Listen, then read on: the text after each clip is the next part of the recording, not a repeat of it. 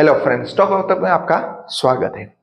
आज मैं आपके सामने बैंक ऑफ बड़ौदा की Q3 के रिजल्ट की जो एस्टीमेट को मिस किया है, उस हिसाब से 52 वीक लो पे चला गया, तो अभी हमें खरीदना चाहिए या नहीं खरीदना चाहिए। वो जो भी डिस्कस जो आर्टिकल में है वो आपके सामने रखी और बाद में हम उसके फंडामेंटल भी आगे देखने जाएंगे। जैसे देखें तो Q3 का रिजल्ट जैसे बैंक ऑफ बड़ौदा का आया, तुरंत ही 52 वीक लो पे चला गया। जैसे फ्राइडे की बात करें तो 52 वीक लो पे ट्रेड हुआ 211.05 पे। जैसे Q3 के यहाँ पे बता रहे हैं, फाइनेंशियल 25 के रिजल्ट जो थे डिसअपॉइंटिंग रहे, तो स्टॉक 11.5% तक इस महीने में सेड हुआ था, मींस के डाउन हुआ था। और यहाँ पे देखे तो ये इन्वेस्टर का कंसर्न देखिए तो शोइंग लोन ग्रोथ और डिक्लाइनिंग मार्जिन, ये यहाँ पे जो लोन ग्रोथ होना चाहिए वो स्लो हो गया और जो मार्जिन थे वो भी यहाँ पे बढ़े नहीं रहे, डिक्लाइन हो। इस हिसाब से ये शेयर में जो Q3 के रिजल्ट पर प्रेशर आया, उसके बाद इन्वेस्टर का भी यहाँ पे थोड़ा रुचि कम हो गई और बाद में शेयर डाउन हो गया। मगर 6% जैसे despite reporting 6% Y on Y rise in net profit 4,837 crore, market expression को बीट नहीं किया है। बैंक की नेट इंटरेस्ट इनकम देखिए तो यहां पे नेट इंटरेस्ट इनकम में यहां डिक्लाइन हुआ 2% के साथ, और मार्जिन भी यहाँ पे डिक्लाइन हुआ। ये सब यहाँ पे इश्यू पॉइंट रहे। Q3 का रिजल्ट मिस हो गया। Q3 के रिजल्ट में मैं आपके सामने यहाँ पे रख दूंगा, आप देख सकोगे जो एक्सप्रेशन से उसका बीट नहीं किया है, ये भी एक रीजन। इंटरेस्ट इनकम नहीं, लोन ग्रोथ नहीं हुआ, ये सब यहाँ पे नहीं बढ़ा। इस हिसाब से यहाँ पे BOB का शेयर भी डाउन हो गया, बैंक ऑफ बड़ौदा का। मगर यहाँ पे मैं आपके सामने फंडामेंटल रखूंगा अगर, मगर यहाँ पे जो भी डिफरेंट ब्रोकरेबल वो भी आपके सामने रखने वाला। एक्सिस सिक्योरिटी ने पॉइंटेड आउट किया है बैंक ऑफ बड़ौदा के जो नेट इनकम होनी चाहिए 16% से डाउन हो गई Q to Q बेस पे 2.94%। देखिए तो बैंक के गाइडलाइंस हिसाब से NIM जो होना चाहिए 3.15% होना चाहिए, वहां से डिक्लाइन हुआ। This decline was partly due to one time interest recognized boost, Indian rupee में बोले 300 to 350 करोड़ तक इन फाइनेंशियल 25 के क्वार्टर। टेम्परली इन्फ्लेटेड मार्जिन हुआ है, सब कुछ हुआ है। Adjusted for this NIM in Q3 decline by 6 PS। जो ये मेंटेन करना था 3.15 नहीं हुआ था, और बाद में इस हिसाब से यहाँ पे नेट इंटरेस्ट इनकम में जो भी मार्जिन है उसमें 6% डिक्लाइन देखना मिला। ऐसा एक्सिस बैंक सिक्योरिटी ने यहाँ पे बात बताई। डिस्पाइट अर्निंग मींस के जो भी हो सेटबैक, एक्सिस सिक्योरिटी इसमें बुलिश है, बाइंग रेटिंग दिया है। हमारा कोई बाइंग रेटिंग नहीं है, हमारे कोई बाय सेल रिकमेंडेशन जो भी यहाँ पे दिया था वो, मगर यहाँ पे पहले जो रेटिंग थी वो 310 थी, अभी बना दिया 280 रुपीज, डाउन कर दिया।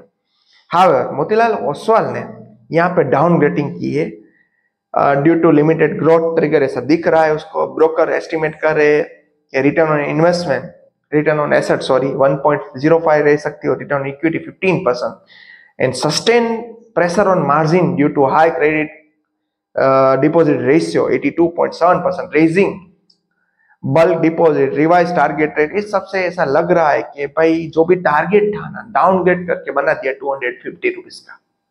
तो ऐसा नहीं कि भाई मैंने कहा कि भाई ब्रोकर ने एक्सिस सिक्योरिटी के मोतीलाल ओसवाल ने कहा तो बेच दो।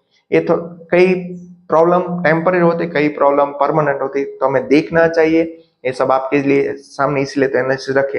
नोवामा ने यहाँ पे बाइंग रेटिंग दी 265 की, वाइल बैंक ऑफ बड़ौदा कि ऐसा बोल रहे कि भाई नेट इंटरेस्ट इनकम मिस हो चुकी है, जो एस्टिमेट को non interest income, credit cost ने सबको यहाँ पे एक्सपेक्टेशन को बीट किया है। 7% बीट ऑन नेट प्रॉफिट, यहाँ पे उसने अच्छी बताई कि भाई अच्छे से भी पॉइंट भी यहाँ पे हुए, भले रिजल्ट मिस किया। ब्रोकरेज हाईलाइट की है bank of Baroda under performance against the PSU bank Nifty, but फिर भी ऐसा लग रहा है अभी अच्छी वैल्यूएशन पर है, 0.8x बुक वैल्यू फाइनेंशियल 26। तो यहाँ पे वैसे देखिए तो आगे करेक्शन पे क्या करना चाहिए, अंडर वैल्यूड हो गया है तो अभी ऐसे। तो फेयर वैल्यू के फीचर यहाँ पे देखे तो मल्टीपल अभी बैंक ऑफ बड़ौदा जो 254 पर चल रही है वो 19.6 जाने ऊपर जाने के यहाँ पे 212 रुपीज चल रही है और यहाँ से 254 तक जा सकती है 19.6% के साथ, करेक्शन के साथ ऊपर जाने की पूरी संभावना है। करेक्शन नहीं अपग्रेड ऐसे। सो यहाँ पे लॉन्ग टर्म के लिए बाइंग की सजेशन भी की है। नेगेटिव नेविगेटिंग द मार्केट कहे तो यहाँ पे ऐसा लग रहा है कि भाई अभी ये रीजनेबल वैल्यूशन में मिल रही है, लॉन्ग टर्म में वेल क्रिएट कर सकती है और हमें अपनी रडार पे और आने वाले क्वार्टर में रिजल्ट में थोड़ी सीप करना ऐसे भी यहाँ पे बताया है। आगे हम इसके फंडामेंटल देखने जा रहे हैं। फंडामेंटल में देखें तो मार्केट के 1,10,000 करोड़ टू 124 करोड़ है, 1,10,000 टू 124 करोड़। अभी ये 213 में चल रहा है। हाई देखे तो 300, अभी उसमें काउंट करें तो अभी अप्रोक्स 25 to 30% डिस्काउंट में मिल रहा है। स्टॉक का पी देखे तो अभी 5.37 है। मजेदार बात यहाँ पे ये है कि बुक वैल्यू से कम में मिल रहा है, बुक वैल्यू 231 है। देखो इंटरेस्टिंग वैल्यू तो बड़ी बात है, मगर बुक वैल्यू से कम में मिल रहा है यहाँ पे अच्छी बात है। बुक वैल्यू से कम में मिल रहा है, इंटरेस्टिंग वैल्यू तो 589 है, ये भी यहाँ पे एक फायदा है। आरओसी देखे तो 6.33 है, आरओई देखे तो 16.7%। इंडस्ट्री पी देखे तो 9, इंडस्ट्री पी से भी कम में मिला अप्रोक्स हाफ में। और डिस्काउंट भी मैंने बोला 25-30% अभी 52 वीक हाई से मिल रहा है, भी यहाँ पे एक अच्छी बात है। और यहाँ पे प्रॉफिट एंड लॉस अकाउंट देखे तो वो तो एवरी टाइम देखते ही रेवेन्यू कंटिन्यूस बेस पे बढ़ोतरी हो रही है। 22 में 73,385 करोड़ थे, वहां से 94 करोड़ हो गए, 118 करोड़ हो गए, बाद में 126 टीटीएम है। ये सब यहाँ पे अच्छी बात है। ऑपरेटिंग फाइनेंशियल प्रॉफिट देखे तो यहाँ पे 22 में माइनस में, तो 23 में 6,329 और ये भी यहाँ पे रुकावट है, इसीलिए तो शेयर अभी यहाँ पे अभी स्टेबल हो गए और डाउन ट्रेंड पे आ गया। फाइनेंशियल प्रॉफिट देखे तो 6,329 थे 23 में।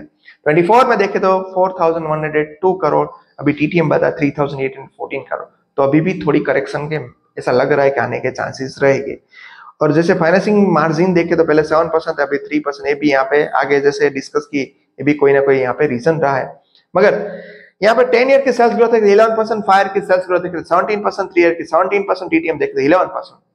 यहाँ पे प्रॉफिट ग्रोथ की बात करें 10 ईयर की 14%, 5 ईयर की 77%, 3 ईयर की 144% और टीटीएम 8%। इसीलिए तो शेयर अभी गिरा है। इसीलिए तो 1 ईयर का रिटर्न देखे तो नेगेटिव 16% है, 10 ईयर का रिटर्न 1% स्टॉक का, 5 ईयर का 20%, 3 ईयर का 25%। रिटर्न ऑन इक्विटी देखे तो 10 ईयर में 7%, 5 ईयर में 10%, 3 ईयर्स में 14%, लास्ट ईयर में 17%। ये सब यहाँ पे थोड़े अच्छे पॉइंट है। मगर प्रॉफिट मार्जिन में अभी ग्रोथ नहीं हो, मार्जिन एक्सपांड नहीं हो रहा है, ये सब यहाँ पे। और रेवेन्यू भी ग्रोथ अभी स्टेबल हो गई है, कम हो गई, ये सब यहाँ पे माइनस पॉइंट है। मगर लास्ट में और मोस्ट इंपॉर्टेंट हम कभी भी नहीं उसको मिस करते, that is called surrounding pattern. Promoter देखे तो कंसिस्ट है 63.97 और प्रमोटर आपको मालूम है यहाँ पे कौन होते हैं, प्रेसिडेंट ऑफ इंडिया। इसलिए हम दूसरे को भी देखते हैं, दूसरा एफआई ने क्या किया है। एफआई ने यहाँ पे बेचा है 8.90%, मगर डीआई ने अभी खरीदा है 17.86% है, लास्ट क्वार्टर से बढ़ाया है स्टेक। और पब्लिक यहाँ पे थोड़ी हार गई और 9.01%। मगर अभी यहाँ पे वैसे लग रहा है कि सही टाइम है, थोड़ा अभी बाई करो, थोड़ा Q4 के रिजल्ट के बाद ऐसे एक्टिवेट कर सकते हैं। हमारी कोई बायस रिकमेंडेशन नहीं थी, जो भी था वो ब्रोकर ने बताया था, जो भी एक्सप्रेशन थी, जो मिस किया वो सब कुछ आपके सामने रखा है। अगर फाइनली रीजन तो आपको ही लेना है। मगर कभी भी PSU बैंक में इन्वेस्टमेंट करे तो सोच समझ और थोड़ा ही इन्वेस्टमेंट करना चाहिए। नो डाउट रिटर्न मिल सकता है, मगर ऐसा नहीं कि आप सभी पैसे एक ही स्टॉक में डाल दो। पोर्टफोलियो को पहले समझ लो और पोर्टफोलियो के 1/10 और 1/20 में से 5% और 10% से ज्यादा एक ही स्टॉक में करना नहीं ठीक रहेगा। Thank you. और ऐसे इंफॉर्मेटिव वीडियो के लिए हमारे चैनल को लाइक शेयर सब्सक्राइब करना मत भूलना।